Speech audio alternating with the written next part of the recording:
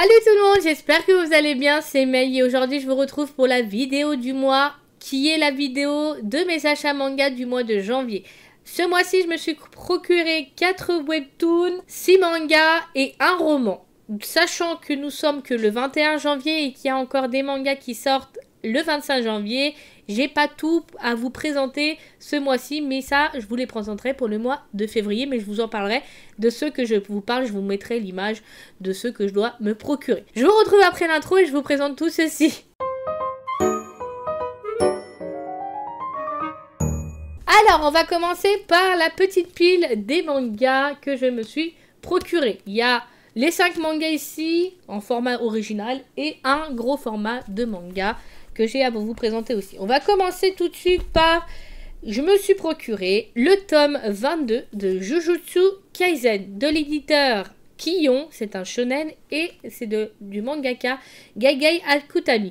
On est encore sur la bataille de Shibuya, donc vraiment c'est fort sympathique, beaucoup de batailles, beaucoup de nouveaux personnages qui apparaissent et on apprend à les connaître, même s'ils ne durent pas longtemps, mais on apprend à les connaître et c'est fort sympathique et j'ai beaucoup aimé. Enfin, j'ai pas encore lu le 22e tome, mais j'aime beaucoup l'histoire de Gaigai Akutami, donc voilà. Il est présenté comme ceci. Est-ce que je peux vous montrer? Je peux vous montrer la page des personnages.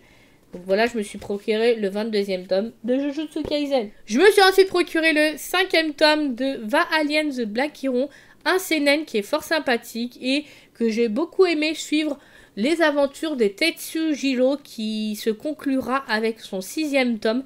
Donc vraiment, vivement que je lise ce 5e tome pour voir si c'est toujours aussi fort sympathique. J'essaye de vous montrer quelques images qui risquent pas de vous spoiler, mais on y suit encore une fois l'histoire de Tetsujiro qui fait tout pour retrouver son fils qu'il a perdu et dont il a été téléporté dans un monde où il y a des Valkyries, des Vikings, des barbares, des Romains et plein d'autres, des gladiateurs. Il y a vraiment de tout genre de personnes dans ce manga. C'est un manga qui est assez cru et assez dur parce qu'on a des scènes de décapitage, on a des scènes de combat où le sang gicle, on a des mots assez durs et on a aussi du sexe. Donc je préfère préciser que c'est pas à donner à toutes les mains si vous n'êtes pas habitué, même s'il n'y a pas d'indicateur de public averti, voilà.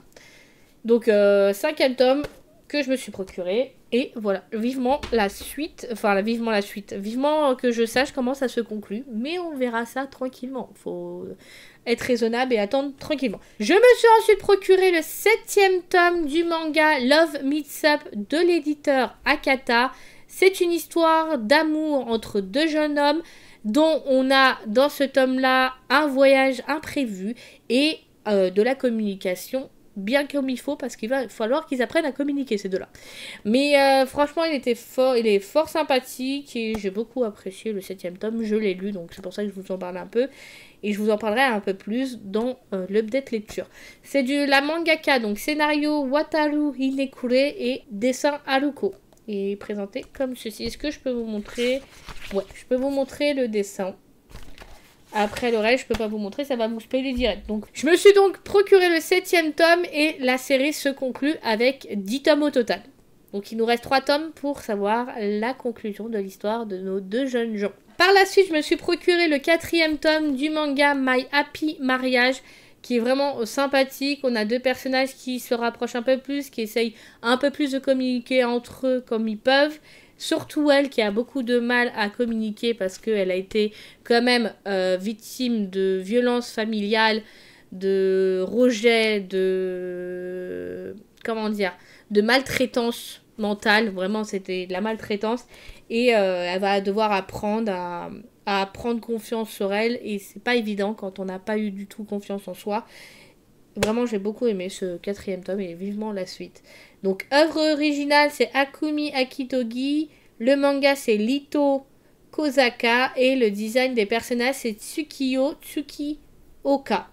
C'est de l'éditeur Kurokawa et c'est un shoujo. Voilà, tout simplement. Est-ce que... Oui, je peux vous montrer la première page en couleur. Le reste... ça va directement sur l'histoire, donc le but c'est pas de vous spoiler, donc il est vraiment trop beau. Je les trouve trop belles les jaquettes de ce manga. Et voilà, je me suis procuré ce 4e tome.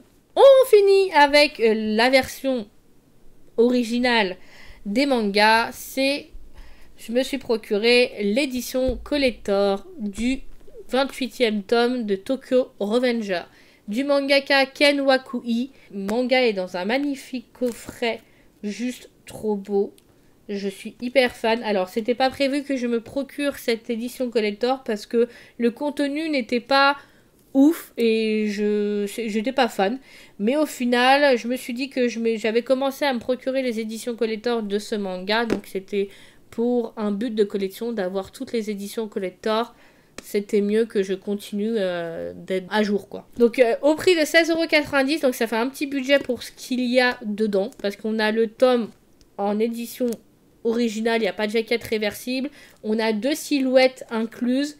Et on a le caractère book. Et le caractère book, j'avouerai que c'est pas ce qui m'intéresse le plus. Parce que les personnages, on apprend à les connaître dans le manga. Mais après, c'est un petit plus pour apprendre un peu plus l'univers du manga. Donc voilà. Je me suis procuré du coup le coffret que je vous ferai une vidéo à part pour vous le présenter et vous montrer le contenu parce qu'il est toujours sous blister. Donc voilà, c'est prévu pour que je fasse la vidéo. On finit avec les mangas. Je me suis procuré l'édition parfaite du 3e tome de Mars qui nous raconte l'histoire de Rei et de Kira qui se sont mis en couple. Et dans chaque tome de cette édition parfaite de Panini Manga, on a un marque-page offert. J'essaye de vous montrer, mais comme il est blanc, là, avec la lumière, ça c'est pas évident. On a un marque-page offert. C'est vrai que je ne vous avais pas montré dans les précédents tomes, mais on a à chaque fois un marque-page. Et là, vu que je ne l'ai pas rangé tout de suite, bah, je vous le présente en même temps. La jaquette de ce 3e tome de la mangaka Fuyumi Soryo. Et regardez-moi le magnifique portrait de Rei, qui est juste magnifique. Est-ce que je peux vous montrer? Oui, je peux vous montrer la page avec les personnages aussi. Qu'on y retrouve, les dessins sont vraiment magnifiques et je suis hyper fan. Donc c'est un shoujo et c'est un manga qui est en 8 tomes. C'est une édition parfaite qui coûte son prix parce qu'il est de 16,99 € chez Panini Manga et quand Panini Manga ils font des gros formats comme ça, c'est pas donné. Mais il faut vraiment que ça soit un coup de cœur. Heureusement, ça a été un réel coup de cœur parce que sinon je me serais pas procuré ce manga au prix qu'il coûtait. Ça fait mal quoi. Ça fait mal, ça fait un petit budget. Donc je me suis procuré ce 3e tome.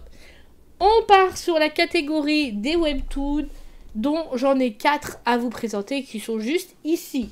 Je me suis procuré le 8e et dernier tome du webtoon What Blue de l'éditeur Seiku Michel Lafon dans une magnifique, regardez-moi, jaquette. Elle est trop belle. Toutes les jaquettes de ce webtoon là, ça a été un coup de cœur parce qu'elles sont juste magnifiques. Ils ont super bien choisi leur jaquette et vraiment je suis pas déçue. C'est une histoire dont je pensais pas autant apprécier l'histoire parce que je suis pas non plus très histoire de vampire. Ça dépend, il faut vraiment qu'il y ait quelque chose en plus. Beaucoup d'action, beaucoup de sentiments, beaucoup d'histoires très prenante. Voilà, donc ça a été vraiment une histoire très prenante et à chaque tome que je me procurais, il fallait que je le lise dans l'immédiat parce que l'histoire elle m'hypnotisait. Ouais, façon de dire. J'ai l'impression que je me faisais hypnotiser par les vampires dans ce webtoon là. Donc webtoon qui est de l'auteur Limlina et c'est le dernier tome. Donc à voir ce que je vais en penser, mais je vous en dirai plus dans l'update lecture. Par contre, je peux rien vous montrer parce que ça va vous spoiler direct. Voilà. Donc je me suis procuré ce 8e tome. On continue dans les webtoons de romance. Je me suis procuré le 3e tome du webtoon Marry My Husband, qui est aussi du même éditeur Seiku Michel Lafon. C'est un webtoon que j'avais découvert sur l'application Webtoon et dont j'avais eu un réel coup de cœur et c'était sûr que je me procurerais l'édition papier, mais j'ai quand même essayé de résister à la tentation, mais j'ai pas résisté à la tentation très très longtemps, je vous le dis. Je vous montre la page qui est exactement la même que en fait la jaquette. Le reste, je peux vous montrer si les personnages qu'on y retrouve dedans. Voilà. Et ça va nous raconter l'histoire de Ji-won qui était du coup atteinte d'un cancer incurable, mais elle a été du coup poussée avant que ça soit la maladie qui l'emporte. Elle a été poussée par son mari qui du coup la tue sur le coup. Mais au final elle meurt pas vraiment. Elle retourne 10 ans dans le passé. Et elle va mettre au point sa vengeance contre son mari et son amante. Et voilà, il n'y a pas que cette histoire-là, il y aura aussi une autre histoire, une histoire d'amour qui va démarrer entre deux personnages. Et vraiment, il n'y a pas que l'histoire de la personnage principale qu'on va y suivre, on va y suivre aussi des personnages secondaires. Et vraiment, l'histoire, elle est vraiment prenante et très bien pensée. Et il y a un drama qui est actuellement diffusé sur Amazon Prime, pour ceux qui seraient intéressés, peut-être pas vous lire le webtoon, mais en tout cas, je crois qu'on peut trouver encore le webtoon sur l'application webtoon. Donc, autant vous dire que si vous voulez vous faire votre avis, allez-y parce que vous ne serez pas déçus. Des auteurs Studio Lico et Son Sojak. Et voilà, il est présenté comme ceci, ce 3e tome. On continue dans les webtoons. Je me suis procuré le 12e tome. L'attente a été très longue. De Solo Leveling. Et la jaquette est l'une de mes préférées. Elle est vraiment trop belle.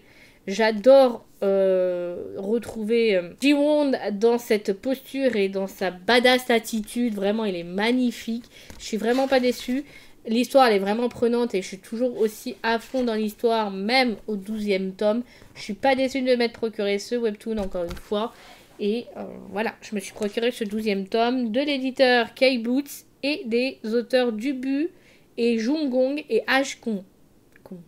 Oui, vous avez compris. Et derrière, il est comme ça. Voilà. Et le craquage du mois en webtoon. Je me suis procuré le 1er tome du webtoon. Amniscence Readers. WePoint. WePoint. Moi, en anglais, ça fait 2. De l'éditeur Pika Edition qui se sont mis dans les webtoons. Et du coup, ça s'appelle Pika Webtoon. Et c'est le premier qu'ils éditent, si je dis pas de bêtises. Et il y en aura d'autres. Des auteurs Sleepy C. Enfin, le dessin, c'est Sleepy C. Scénario Umi et Shin Hen Son pour l'œuvre originale.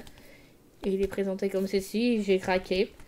Tout simplement parce que ça avait un air de ressemblance à Solo Leveling. Et j'avais envie de me faire mon avis sur ce premier tome.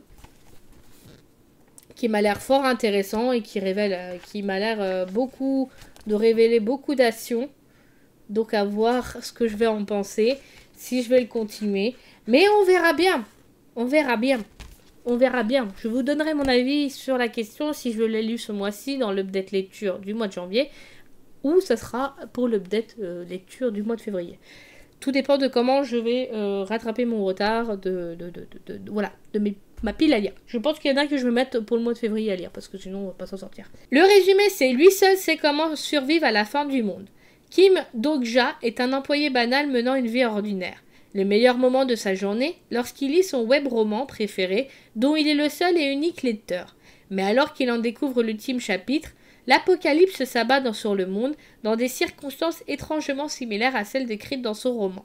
De monstrueuses créatures apparaissent soudainement, obligeant les humains à suivre des scénarios dignes d'un jeu vidéo au péril de leur vie. Seul participant à savoir ce qui attend l'humanité, Dok-ja parviendra-t-il à utiliser ses connaissances afin de survivre dans un monde condamné? Voilà pourquoi j'ai craqué aussi. Pour les webtoons, c'est ce que je me suis procuré ce mois-ci, mais il y a encore des webtoons et des mangas que je dois me procurer. C'est Le chat qui rendait l'homme heureux, le tome 10, le tome 11 de Beck, le tome 8 de I Scene of Affection, le tome 6 de The Runaway et le tome 2 de Dangerous Convenience Store. Mais voilà, c'est ça que je dois me procurer encore pour ce mois-ci. Et pour finir, on va finir par le roman pour lequel j'ai craqué. Je préfère préciser pour âme sensible, veuillez vous abstenir parce que la jaquette est assez terrifiante. Voilà, vous êtes prévenus, vous êtes prêts, on est parti. Je me suis procuré Blanche-Neige, des contes interdits, de l'auteur LP Cigare, pour un public averti, il y a marqué public averti. Quand vous voyez la jaquette, ça vous met déjà dans l'ambiance. Vraiment, clairement, ça vous met dans l'ambiance. Des éditions Contredire. Et ça va nous raconter en fait l'histoire de Blanche-Neige, mais revisitée d'une façon horrifique, interdite et un peu bien traumatisante. Je ne l'ai pas encore lu, mais de ce que j'ai compris. Il y a beaucoup de contes interdits. C'est celui-là qui m'a le plus attiré au niveau du résumé quand j'ai été au Cultura. C'était pas prévu que je me le procure, mais 14,90 €, bon, il n'est pas très épais. Je me suis dit, bon, allez, on va s'en prendre un au moins à lire ce mois-ci. Et Blanche-Neige est celui qui m'a plus attiré au niveau des résumés, de ceux qui avaient en rayon bien sûr. Donc le résumé c'est une femme coupable d'un crime dont elle n'a plus le souvenir. Une évasion vers une forêt où la noirceur ne vient jamais seule, la découverte d'un manoir abandonné au secret bien caché, des bougies qui s'éteignent, des ombres qui se lèvent, des objets qui se déplacent d'eux-mêmes, et des coups qui résonnent contre la porte, avant que celle-ci ne soit défoncée. Cette sombre réécriture du conte de Blanche-Neige et les 7 nains est un plongeon dans les eaux noires et visqueuses de la démence, du complot et du meurtre. Un pas angoissant dans les ténèbres d'un passé oublié, d'où les horreurs surgissent sans crier gare. Il est déjà trop tard pour reculer. Que fuirez-vous d'abord, le présent ou le passé? Voilà, ça vous met dans l'ambiance, hein. Le résumé veut tout dire. Donc voilà, c'est un des romans que je me suis procuré ce mois-ci. Enfin, un des romans. C'est le seul que je me suis procuré ce mois-ci, du moins. Voilà, donc c'est la fin de cette vidéo. J'espère qu'elle vous aura plu. N'hésitez pas à me dire dans les commentaires ce que vous avez à lire vous aussi ce mois-ci. Je serai très contente de vous lire et de vous répondre avec un grand plaisir. Je vous retrouve pour une prochaine vidéo. Prenez soin de vous et je vous dis à bientôt. Bye tout le monde, c'était May.